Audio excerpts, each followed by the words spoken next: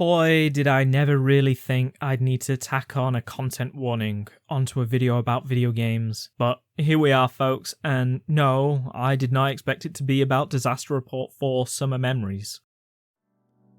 In the halcyon days of the 2000s, all the way up to the PS3, Wii, and 360, there was a common game released throughout the years of the B-tier game. Some might even be Z-tier, but these games were likely stuff that you saw littering pre-owned shelves and more likely littering Steam's under £7 sections during sales. Games like Earth Defense Force, Darksiders, Binary Domain, Deadly Premonition all seeped into the gaming collective consciousness as games that were either fine or had their fans or were just janky shit that you really had to see. Game development during this era wasn't cheap, but it was certainly cheaper than it is now. In the era prior to the 360 with no HD to consider, you saw tons of titles getting mass produced and incidentally led to tons of tie-in games that would sometimes fall under B-tier games, like the recently re-released SpongeBob game. Survival horror was rammed with these types of games. Even if they came down from the big publishers and developers, things like Siren would be weirder than, you say, your more mainstream Resident Evil or Silent Hill game. JRPGs as well, with titles like Apuna, Dark Cloud and Baton Kaitos. What you usually found with B-tier games is that they usually tried to provide something a little different with the genre they were in. Heck, just go watch the 3 previous videos I did on No More Heroes for a classic example. But as development got more and more expensive,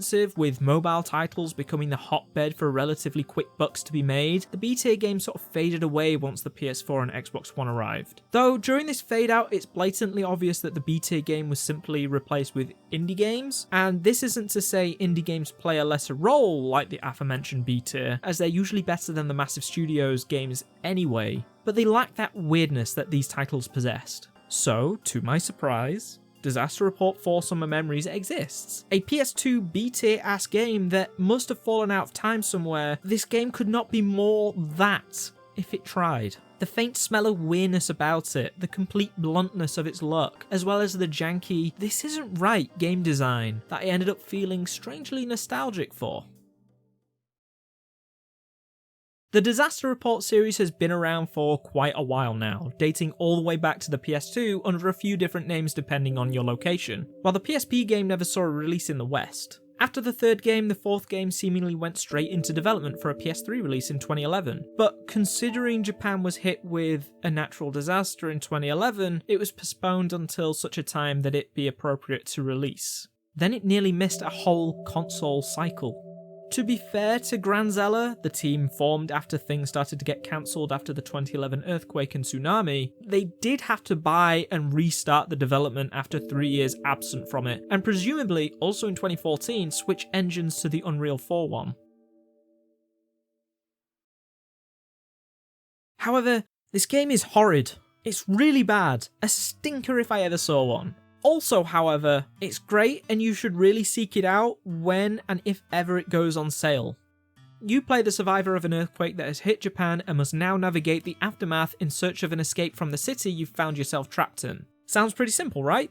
A survival game where you'll need to use your wits to make it out alive. Except, it's not that. It's barely that, and it goes places that I never expected.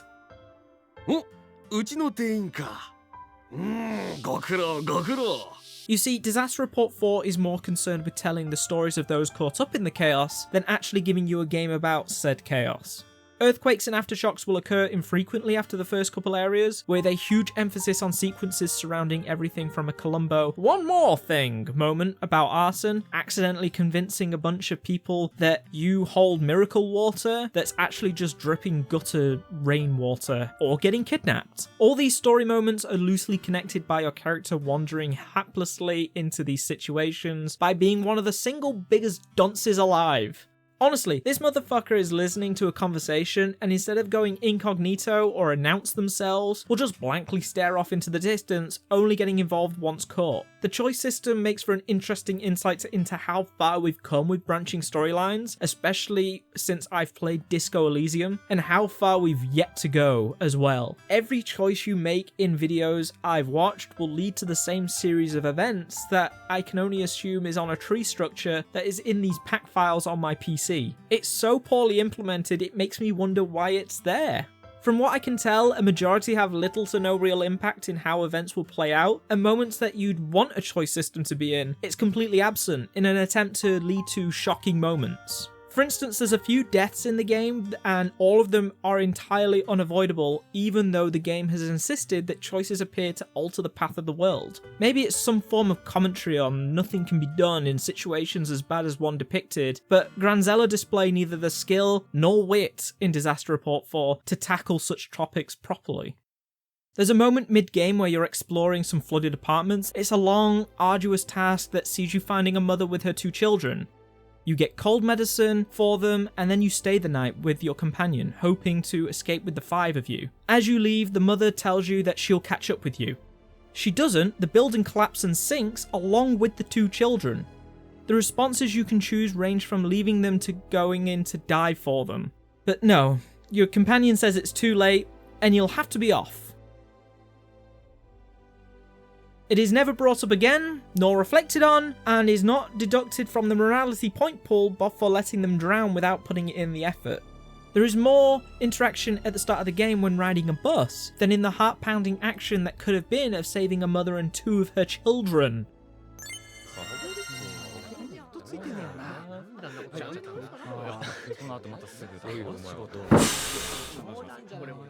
This weirdly cold disconnect between the player and the game occurs multiple times, leading to unintentional funny moments where you just have to laugh because it's fucking ridiculous. You witness and escape a harbour disaster, where an aftershock rips apart the dock and you witness people fall into the ocean and presumably drown in the rubble. At no point does the character make reference to this, and all the surrounding people seem more concerned with their car than the people that they just witnessed die. A teacher you connect with at the start of the game pushes you and a student threatening suicide out of a window at the last minute of it collapsing. She is crushed, a cutscene plays, the only interaction you can have is a multiple selection of text boxes and praying during the epilogue. Not once does your character animate or present any emotion other than their blank stare. The blank stare of off to the next section. Unfeeling, cold. This monstrosity leaves a trail of misfortune wherever they go.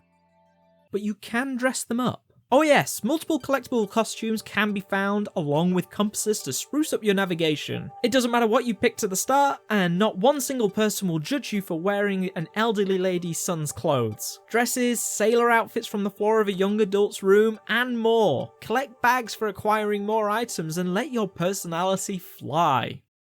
A game that does this should not have a very somber moment surrounding the rape of a character you keep running into. Disaster Report 4's idea of fun does not mesh with the game's overall tone. It wants to be Yakuza in an earthquake, but lacks any understanding of how games like Yakuza manage to balance heavy topics with a wacky game. Conscious choices to include a bevy of outfits that are actively reflected in game should go hand in hand with script choices to include murder, rape, child deaths, assault, suicide, human trafficking. Oh yes, all these things can be played and seen with a combination of kooky outfits to wear and all taken deadly serious during the moment. It not only knocks any wind out of these moments, but ultimately makes the developers look like a joke.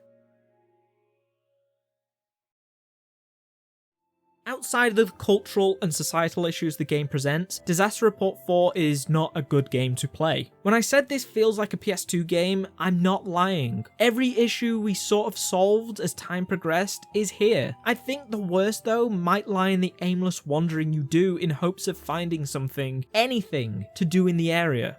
You know how games have found ways to make exploring an area enticing but still present you with, say, an objective marker to hopefully get around to a story mission or make some progress? Disaster Report 4 has none of that. You will, and I repeat, you will, be wandering for a majority of your time in the game, wondering what you're supposed to do next.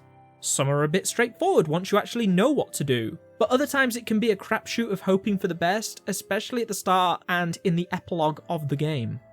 Now, sure, some games have opted for the vagueness route, like your Souls games, etc., but they lend themselves well to this with an open-ended nature, one that might see you feeling a little bit lost, but ultimately going down a very narrow, well-designed path to give the feeling of being overwhelmed.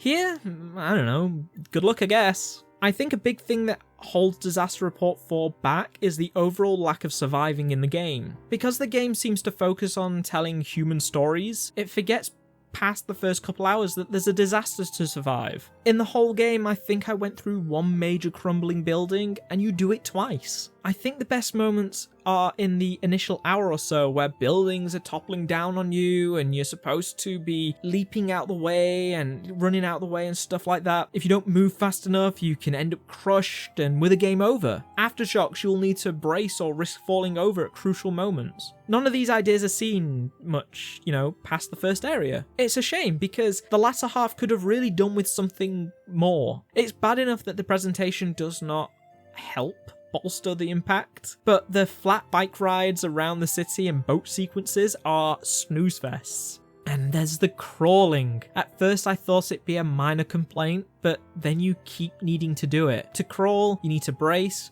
wait a second, then you can crawl. This, along with the need to constantly hold R1 to run, bring the game to a snail's pace when it should be thrilling. It also doesn't help that you use this for story stuff more than, escaping an earthquake. There's a whole system for thirst, hunger, and needing the toilet. However, not once did I starve, and I'm sure my little guy was parched for at least 2 days. One of the funniest and incidentally panic-inducing moments in the game was a lack of available toilets for hours. My guy was just dancing on the spot during story moments until I could find an available toilet. With no combat, rare moments of actual action, and any real lack of urgency, Disaster Report 4 is so strange. It's a lackadaisical game based on surviving an earthquake. It makes me wonder why they even bothered with the disaster part and just didn't lean into their weirdness that makes the game legitimately recommendable despite the glaring issues.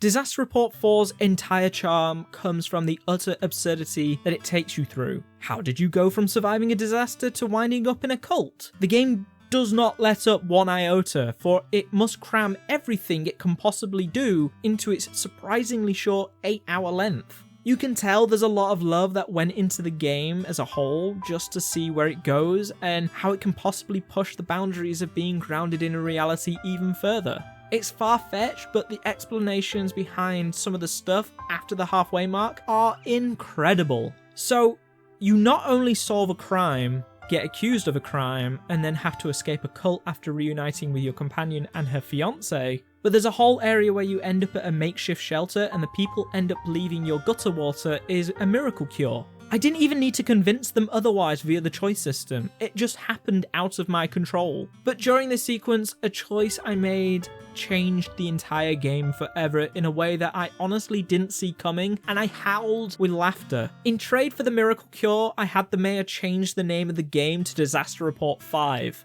That's right, and it appeared in every loading screen and title screen from there on out. After a sequence of events of escaping the city, end up in the path to an airport to make your final attempt at getting out of there. Except you end up in a human trafficking scheme. You wanna know what the fucking weirdest thing about this leap in logic is? It makes total sense! See, the lady you've had by your side throughout the entire game is reunited with her fiancé, who you've known because he's been hunted by a suspicious man. He says that he wants to remain in the city to help people, including distributing tickets to get access to the escape route via an airport. You gather up people, get 2 tickets, and hop on a truck. From here on, it's revealed he's actually called Keith, and his entire plan is to use the earthquake to his advantage to disappear some folks when the authorities go counting who survived. You escape, suspicious man is actually a cop, and you save the day. Not once did the game ever give you the inkling that this was going to happen. You know something's up, but nothing like this.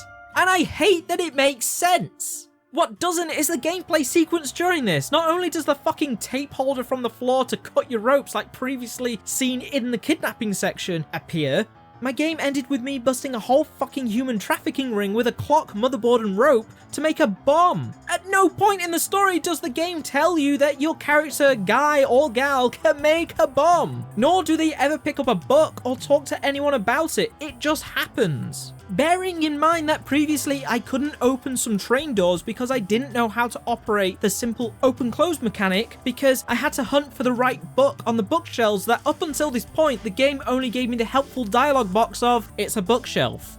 And God, let's talk about the description boxes in this fucking game because there is nothing funnier than entering a room, looking at a thing that says soccer ball, pressing X to investigate and only get, it's a soccer ball. Why is this here?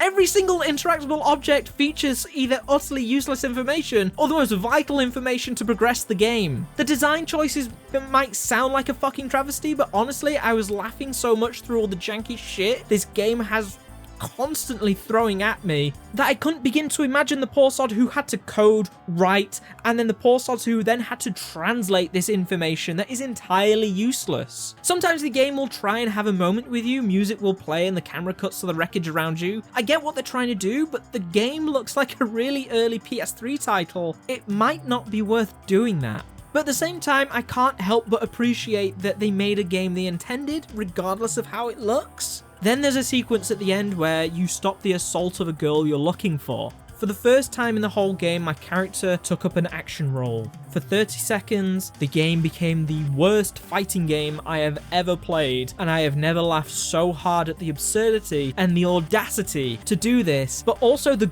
gall to put this in a scene where two guys were going to assault a woman. This is how the game ends. The epilogue is a condensed version of the full game set during months post-earthquake, and it further cements the reason why I think this team should focus on making an adventure game set outside of a disaster and lean into their weirdness. Though I'm not sure anyone has any idea of what time really is in Disaster Report 4, because this epilogue I got on a bus to another part of the city I apparently walked to last time in a day, and a whole month passed by. Where's my guy been living?